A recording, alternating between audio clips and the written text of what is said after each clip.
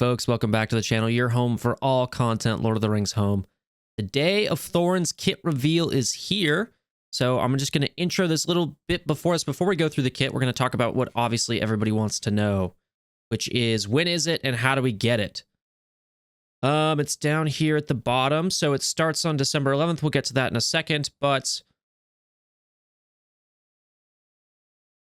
here. The Great Goblin and his troop are surprised by the sudden appearance of Thorin's company in one of their caves. Not trusting their intentions, the Goblin King orders his goblins to capture the group and take them to Goblin Town for interrogation. Now Thorin's group must try and escape and regroup, but the shadowy figure has plans of their own to change the story's fate. Legendary in lore, and soon to be Heroes of Middle-earth, Thorin Oakenshield will require utilizing goblins and or wargs. Details on the warg coming soon to unlock and obtain.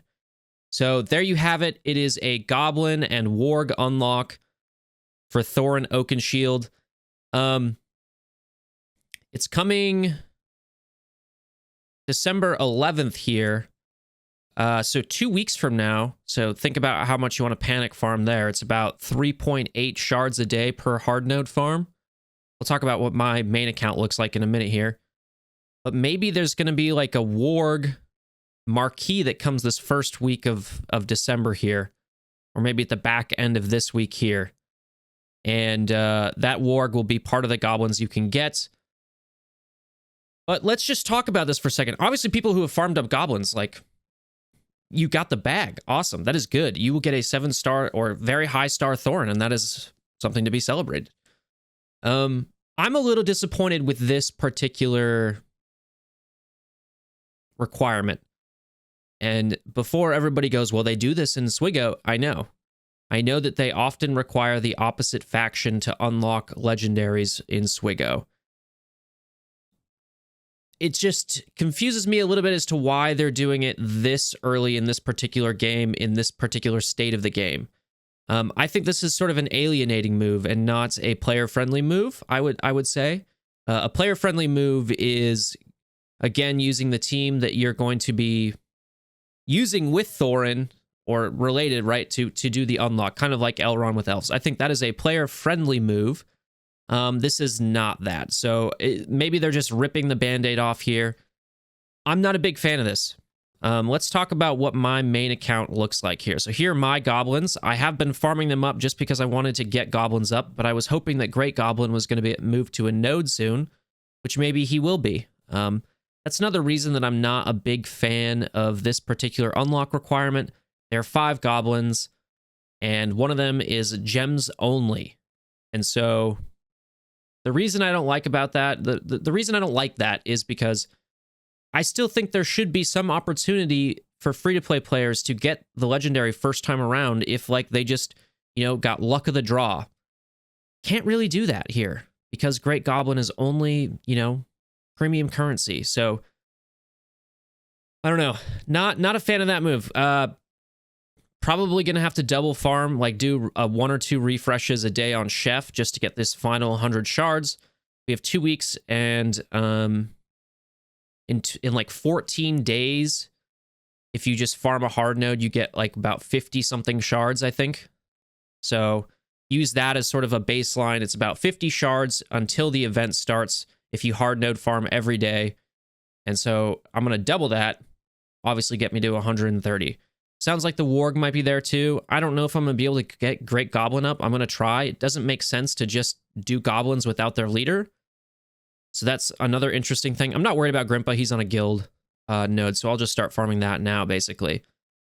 But then you also have to gear them up. And so I will be working on that on my main account. Probably only going to get a 5-star Thorin. Yeah, not too pleased. But again, if you farmed up goblins, this is like really great for you, right?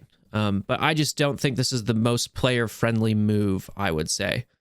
So let's just hop into the kit itself. His basic ability is called Brave Charge. At unlock, attack the target enemy 2 times for 50% damage per hit. That's not a lot. And then at max upgrade, attack the target enemy for 95% damage per hit. That's a lot better. And inflict weaken for 1 turn. I love it when they have these banes that get applied on their basics, or even just boons, but I like the banes more, I think. Pretty decent basic, I would say. His special one is called Follow My Lead. It's a 3/3, so you get to use it turn 1. Pretty short cooldown. At unlock, inflict marked for 1 turn and attack the target enemy for 130% damage. Marked is that basically that ability that lets you sort of move around taunt. I mean, we're all aware of it if you've been into Chapter 3 of the Mines of Moria raid. Some other characters that have it, I believe, are Gondor is maybe the only other one that has it with Sergeant Ara. Oh, and R2R, of course. At max upgrade, inflict marked for 2 turns and attack the target enemy for 280% damage. That's hefty. Inflict daze for 2 turns. So lowering the focus of the enemy, doing big damage and marking somebody. And then we're going to get into why the marked is so good with Thorin in a little bit here. His special 2 is called King Under the Mountain. He shouts and then he attacks the goblin. I'm actually not as big a fan of the animations as some of the other characters in the game. It's mostly just running at the enemy and swinging the sword. I mean, I guess he's a dwarf, but I don't know. I just thought as a legendary, there might be a little bit of cool thing maybe for his ultimate. I really like Elrond's Wave. I think that's really awesome. This ability is got 4 cost and 3 at the start of battle, so it's a turn 2 ability. And at unlock, double the stacks of Overwhelmed on the target enemy and attack for 190% damage. That's already a lot of damage at unlock. We'll get to Overwhelmed in a second here. At max upgrade, double the stacks of Overwhelmed on the target enemy and attack for 430% damage. On kill, gain 2 stamina for this ability, inflict marked for 1 turn on the most wounded enemy, and reduce their turn meter by 100%. Wow. That's actually an insane ability. That is just basically like deleting somebody. So Overwhelmed is, when attacked, receive an additional plus 20% damage per stack. So it's going to eat through people's defenses. And if you're attacking somebody that's marked, if you can get somebody that's marked and they're like a squishy, think Elrond, right? If you can mark Elrond, then you can basically just delete him with this. So not only is that max doing 430% damage, but each time you attack, you're also doing additional damage on top of that. And I really like this ability here at the end where it's, so you gain 2 stamina for this ability. So you should be able to use it again relatively soon. And then inflict mark for 1 turn on the most wounded enemy and reduce their turn meter by 100%. So big turn meter manipulation here. And then you also don't have to worry about remarking somebody. It goes to the most wounded enemy automatically. Very happy about that. That is an awesome skill. That is basically very anti-Elrond. That's going to delete Elrond, basically. His passive ability is called On My Order. At unlock, whenever this character uses an ability, 50% chance to grant 1 stack of assistance to 1 random Thorin's Company ally. Gain plus 5% max health, plus 10% resistance. It's not broader dwarf synergy here. It is just Thorin's Company. Also, assistance is basically what Éomer puts on himself, right? Whenever he takes a turn. I think this is really great for the raids because some of the best raid characters, teams, whatever, have this sort of assist mechanic built in. Éomer, obviously a goat in the raids for many of the chapters. And then, Gandalf, the Fellowship team, right? Istari's Gift sort of has that assist mechanic already built into it. All right, max upgrade. Again, granting that assistance, but it goes from 50% chance to 100% a chance, just to random Thorin's Company allies still, though. And then when an enemy with Overwhelmed is attacked, gain 10% turn meter, and then he gains plus 15% max health, up from 5, and 30% resistance, up from 10. So, the important part here, I think, is that he gains 10% turn meter when an enemy with Overwhelmed is attacked. That is 10% turn meter that Thorin is gaining. So, anytime any of the dwarves are attacking somebody that has this Overwhelmed, which is a blue sort of status effect that goes on the other character, which means it can't be cleansed, right? He's getting 10% turn meter. That's massive because it means he's taking a lot more turns, and it means that he's going to be using his abilities more, which means he's going to be able to put assistance on Thorin's Company members more. There's a lot of sort of interactive and moving parts to this legendary, I will say. So I'm going to do my best to try and explain it as best as I can. After I read the leadership ability, I'm going to try and summarize it with sort of an example, and hopefully that'll bring things make more sense, I should say. At unlock, when Thorin's company squad members attack the same enemy consecutively, inflict 1 stack of Overwhelmed up to a max of 10 stacks. If the target enemy has marked, they cannot evade or block the incoming attack. That's big. Remove all stacks of Overwhelmed when another target enemy is attacked. Thorin's company squad members gain plus 5% focus, plus 5% max health. Okay, again, just Thorin's company. There's no broader dwarf synergy. It is Thorin's company only legendary, basically. He is not plug and play viable. Obviously, this is big. This is how you get overwhelmed on characters. You can use his special 2 to double the overwhelmed, but when a character attacks, that's when they put this overwhelmed on their 2 consecutive ones. So what I imagine might happen, let's say Keely uses his basic. On his basic, he ends up calling Feely to assist. I imagine that will immediately put a stack of overwhelmed. Once you have stacks of overwhelmed on a character, you can use Thorin's special 2 to double those stacks of overwhelmed. I'll talk about a little bit more about that in a second. And basically, you're just, if the character has marked, you're putting stacks of overwhelmed on them, and they can't evade or block the incoming attack. So you would chew through Boromir, you're going to chew through tanks, you're going to chew through people who have, good amounts of evades, let's say Naramiri or Legolas or anybody like that, right? They're not going to be able to avoid the coming onslaught. It's almost a little bit like Chapter 3 in that sense, where the orcs are able to just sort of put these stacks of capture on you. I mean, if you get just 10 stacks of overwhelmed, your character's not going to survive. It's basically a fatal blow anyway, so maybe that's a good way to think about it. At max upgrade, it's again the same stuff with the applying overwhelms and the marked cannot evade or block. And then, again, removing all stacks of overwhelmed when another target enemy is attacked. That probably tells us that Omber and Bilbo don't have AoEs. Much like the rest of Thorin's company, they're just a single target DPS type team. And then this is new stuff. When an enemy with overwhelmed dies, Thorin's company squad members gain plus 10% turn meter and heal for 10% of their max health. And then Thorin's company squad members gain plus 20% focus up from 5 and plus 20% max health up from 5 as well. So they're getting turn meter anytime somebody with overwhelmed dies, and they're getting a little bit of passive healing there. That's really, really big. So I think let's imagine a scenario. Imagine you put marked on Elrond, which I think this is going to be an anti-Elrond team to some degree. You get marked on Elrond. Elrond can no longer evade. Elrond can't block anymore.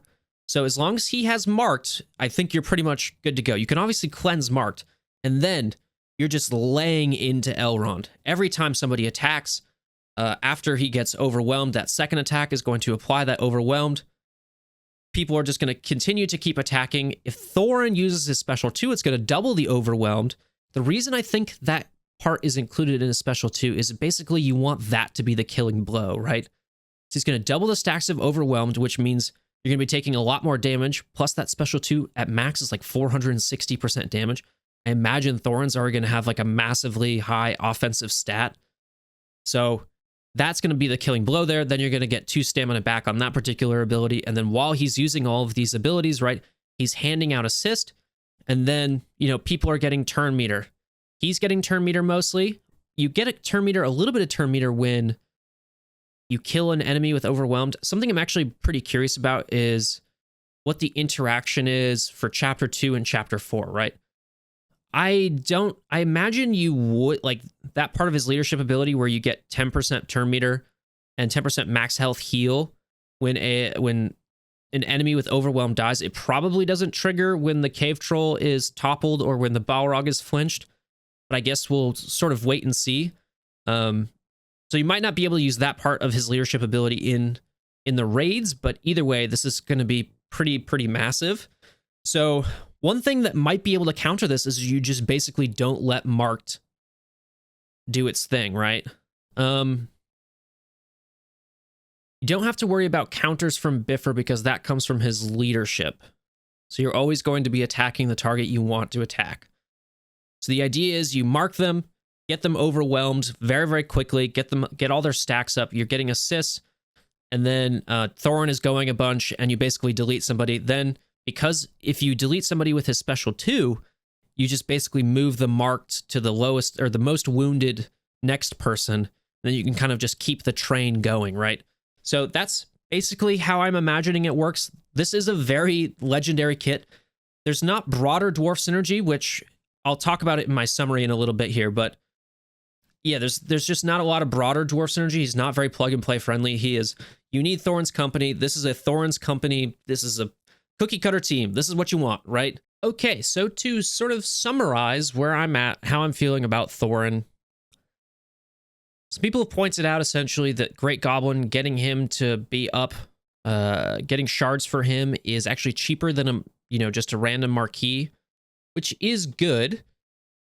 I still do not feel this is like a very player-friendly move. It seems very much like they're sort of ripping off the Band-Aid to switching over to opposite factions, unlocking the legendary, and then, not as opposed to the team that you use the legendary with unlocking the legendary. It's not a very player-friendly move, in my opinion. I'm not sure that's the best move at this point. I think a lot of people will be like, well, you should have realized this. Well, hindsight is 2020. It was always an option for sure. I just definitely thought it was going to be dwarves. That's fine. I am prepared for goblins as well, just not as prepared as I was for dwarves. Obviously, a free-to-play account, definitely not going to be able to get it right. I think that's probably something that bugs me a little bit about this is, I think I said it at the beginning of the video, but basically, if you're playing this game because you love a certain faction of characters and you just want to get those faction of characters up, sometimes you kind of get lucky, right? And, oh, the legendary actually requires the faction that I got up, the one that I like playing. That's cool. And that's like a cool way for a free-to-play person to sort of get access to a legendary the first time around. I really like that sort of idea. Can't really do that with the goblins because Great Goblin was locked in the premium store the entire time, basically. That being said, goblins are a great team. People who have farmed goblins should obviously be very happy because Thorin looks to be pretty legendary. I'm excited to get my goblins up because I think they're a great team. I do hope Great Goblin moves to a node sometime soon or becomes relatively farmable sometime soon so that more people can start farming up their goblins or when Thorin comes back the second time around. So I don't think you should feel bad about upgrading goblins. They're a great raid team. Shout out to Night Hunter. He is basically the goblin content creator guy. Go check him out. I'm going to be doing a goblin raid video. I've got some footage that I need to go through and sort of summarize. So that's, I guess, timely. We got 2 weeks here. I'm interested in the wargs. Them adding a warg that might have been the large shadow character that gets added at the end of the year here. So that'll be cool. That'll be cool. I'm excited for that part of it. I still feel it's not super player friendly. Yeah. And the other thing I think that kind of bothers me is that for a legendary, his animations, like his abilities aren't, specifically the animations, they're just not as top-notch as some of the other more recent characters. I don't know. I just feel it was a little bit underwhelming in terms of animation. I think his character design's fine. I like that, but I wanted to see a little bit more, I think, with the animations and whatnot. Let me know what you think down in the comments below. I know people are pretty heated and divisive and whatnot right now. But, if you're not going to be able to get him this time around, it's probably worth starting to farm goblins because there are so few shadow teams that perform well in multiple chapters of the raid. I think goblins is a great option. And then obviously you get a legendary unlock later down the line as well. Again, let me know what you think down in the comments. Thanks for watching. Take it easy.